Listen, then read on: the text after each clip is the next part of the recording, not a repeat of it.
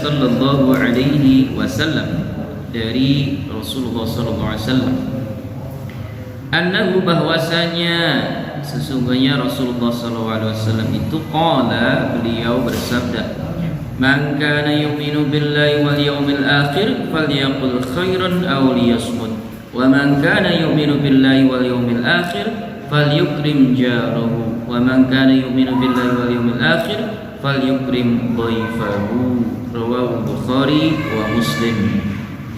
Man, barang siapa, kana yang ada itu, yu'minu, ia itu beriman, billahi kepada Allah, wal yaumil akhir, dan kepada hari akhir, falyaqul, maka hendaklah ia mengatakan atau berkata atau berucap khairan, yang baik-baik saja, atau liyasmut, atau hendaklah ia itu diam. Waman, dan barang siapa, kana yu'minu billahi wal yaumil akhir, dan barang siapa itu beriman, mengaku beriman kepada Allah dan hari akhir, falyukrim, maka hendaklah ia memuliakan jarahu, tetangganya. Waman kana yu'minu billahi wal yaumil akhir, dan barang siapa yang mengaku beriman kepada Allah dan hari akhir, falyukrim, maka hendaklah ia memuliakan dhaifahu, tamunya. Jadi falyukrim ada yang beda Pak, falyukrim atau kalimatnya sama, falyukrim jarahu, falyukrim dhaifahu. Ya, jadi pesan dari hadis ini, berucaplah atau katakanlah hal-hal yang baik-baik saja, atau cukup diam. Pesannya apa? Cukup diam saja Pak, kalau tidak punya cukup informasi. Itu biasanya ini, apalagi sekarang zaman-zaman grup-grup WhatsApp gitu ya, kayak informasi miring sekian gitu, karena sepaham dengan senada dengan fahamnya, langsung memuja-muja. Kalau berbeda dengan fahamnya, wah, menghujat-hujat. Padahal kan belum tentu informasinya itu nggak cukup, ya Pak ya. Coba saya tanya kepada bapak-bapak ini, tegas punten bisa, ada nggak yang membaca surat edaran Kementerian Negara, Kemenak ya, Kementerian Agama nomor 5 tahun Februari tentang pengaturan suara, pengeras suara? Ayah, ayah baca full? Tak ayah kan. Tapi apa? Wah, ngomong-ngomong gak dia terpancing-pancing gitu. Kalau menurut hemat saya, sekiranya belum baca full, nyata komen gitu, betul gitu ya Pak ya. Ya falyaqul khairan aw liyasmut, ya jangan berkomentar kalau memang nyata-nyata belum baca secara full aturan itu. Nah, maksudnya iya, di dalam surat edaran itu tidak ada kalimat satu pun yang melarang penggunaan pengeras suara. Catat ini Pak. Nggak percaya, saya punya filenya, saya punya dokumennya, silakan bisa baca full. Tidak ada kata-kata dilarang menggunakan pengeras suara atau dilarang azan. Aduh, ini kalimat dari mana ini?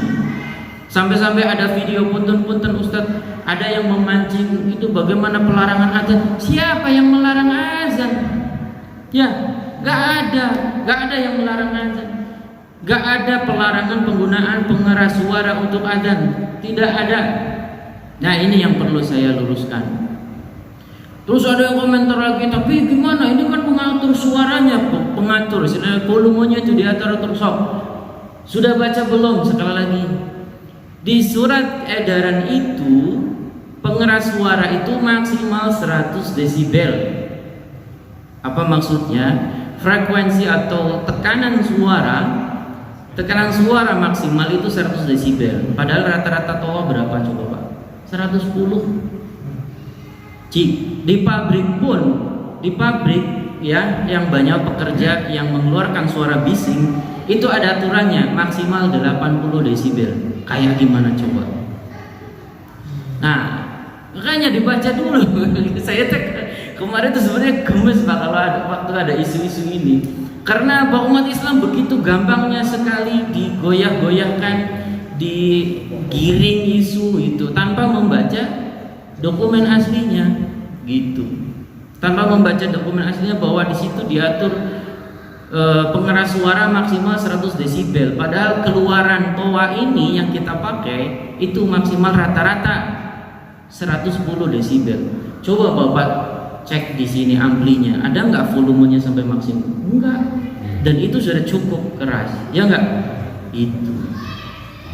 Beres Pak? Terus gimana lagi? Itu kan Kementerian Agama menyamakan dengan gonggongan anjing. Punten.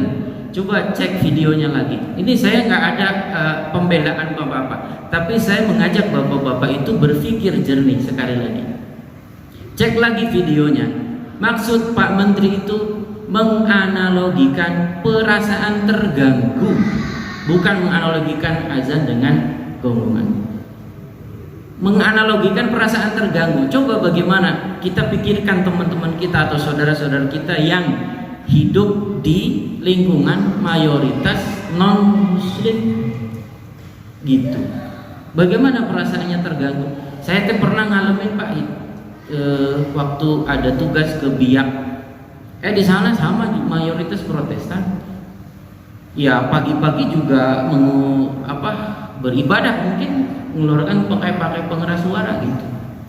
Makanya ini perlu diatur agar kita menggunakan itu sewajarnya, tidak sampai mengganggu orang.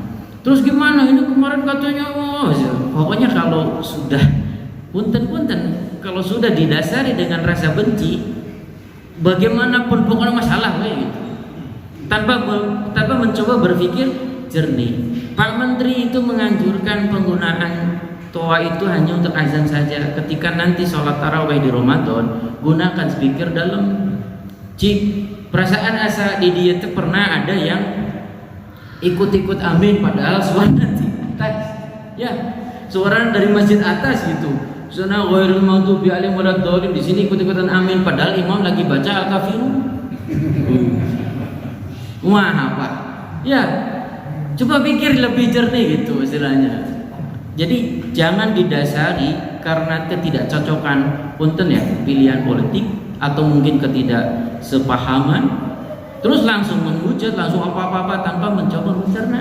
Ya, itu. Jadi pelajaran dari poin falyaqul khairan aw liyasmut. Jadi mohon maaf kalau ada yang tidak sependapat dengan paham saya, boleh silakan. Terus kalau mau ada yang berdebat, berargumen, boleh. Kalau sudah membaca full surat edaran Kementerian Agama tentang hal itu. Jangan ujuk-ujuk berdasarkan link-link berita yang nggak jelas judulnya tendensius atau rekaman-rekaman yang tendensius, terus langsung menghujat yang menggiring opini untuk membenci seseorang. Ya Pak ya. Jadi pelajarannya falyaqul khairan aw liyasmut. Wa man kana yu'minu billahi wal yawmil akhir falyukrim jaru, maka muliakanlah tetangganya. Nah ini Pak, kita harus peka ya Pak ya, belajar peka. Oh kira-kira kalau saya begini tetangga kita terganggu nggak gitu. Sering-sering menyapa, sering-sering saling minta maaf gitu. Barangkali ada sesuatu yang tidak mengenakan begitu. Dan kita pun juga memaafkan apabila tetangga kita pun berbuat sesuatu yang tidak mengenakan ke diri kita. Jadi saling memaafkan walaupun tidak secara langsung. Kita harus memaklum dan kita hidup dengan tetangga itu setiap hari 24 jam ya Pak ya. Kalau ada apa-apa siapa yang duluan membantu? Syariatnya kan tetangga ya Pak ya. Gitu. Bukan saudara kita. Maaf saya bukan saudara kandung yang mungkin hidupnya jauh, tapi tetangga kita lah yang berperan sehari-hari. Jadi jagalah kerukunan, jagalah keharmonisan gitu. Wa man kana yu'minu billahi wal yawmil akhir falyukrim dhaifahu, maka muliakanlah tamunya. Ini tentang memuliakan tamu itu perlu paham tentang budaya, mungkin juga istilahnya itu kebiasaan gitu ya Pak ya. Saya teh kaget ternyata di Sunda itu untuk menghormati justru pakai cai herang ya Pak ya. Kalau di Jawa itu pakai teh dan tehnya mungkin biasanya teh manis gitu. Atau kalau misalkan bingung ya ketika ada tamu ya ditanya dulu mau minum apa, pilihannya ada kopi, ada teh, ada susu, atau kopi susu, atau cukup air putih hangat gitu, atau bebas. Karena apa?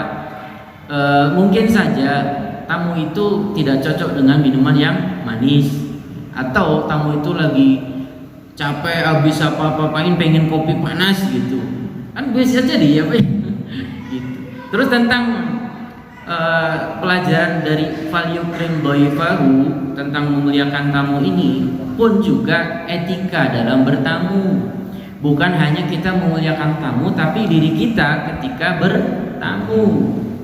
Kira-kira waktu yang pas untuk bertamu itu kapan gitu loh Pak? Ya, waktu yang pas bertamu itu kapan Pak kira-kira? Pagi, misal kalau di musim-musim Idul Fitri sih ya bisa kapanpun, tapi kalau di hari-hari biasa seperti ini, kalau ya paling nggak hari libur pagi jam 9 sampai jam 12 mungkin, atau habis asar gitu, atau kalau malam paling telat tuh pada maghrib atau sampai isya gitu, jangan terlalu malam ya Pak ya. Kalau musim lebaran mah biasanya sampai jam 9 malam gitu naon gitu, sudah wayah lebaran istilahnya.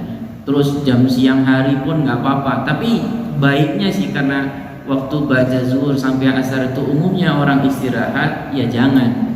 Ya, pun ada etikanya juga sekali lagi. Etikanya apa? Mengabari.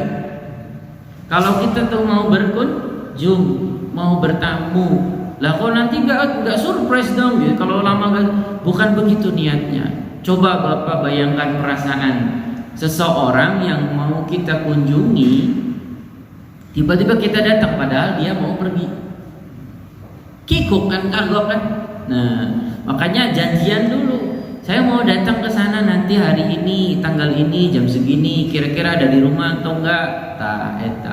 Itu etikanya. Benar Pak? Nah, ini yang sudah menerapkan kayak gitu orang Jepang Pak justru. Orang Jepang justru menerapkan janjian dulu, pamit dulu, tidak ujuk-ujuk datang ke rumah nanti benar. Itu gimana ya sih etika? Karena apa? Boleh jadi yang bersangkutan sudah punya agenda, sudah punya acara. Kita datang mengganggu tiba-tiba, kan kagok istilahnya, lama nggak ketemu, ya pengen ngobrol kangen-kangenan, tapi geningan sudah ada agenda atau acara. Nah, ini masalah etika dalam bertamu. Jadi pesannya itu tidak hanya falyukrim dhaifahu, muliakanlah tamu, tapi kita juga harus berpikir etika bertamu. Ada komentar atau pertanyaan Pak? Silakan.